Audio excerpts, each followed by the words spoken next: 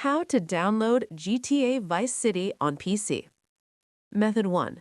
Download GTA Vice City via Steam. Step 1. Turn on your PC and open any web browser. Step 2. Search for Steam and download the Steam app. Install it and sign in or create a free account. Step 3. Open Steam and click on the Store tab. Step 4. In the search bar, type Grand Theft Auto Vice City. Step 5.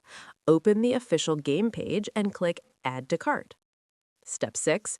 Complete the payment and purchase the game. Step 7. Go to your library. Step 8.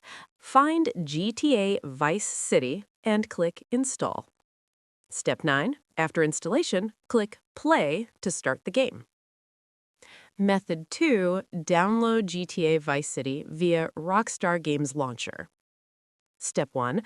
Open a web browser and search for Rockstar Games Launcher. Step 2. Download and install the launcher on your PC. Step 3.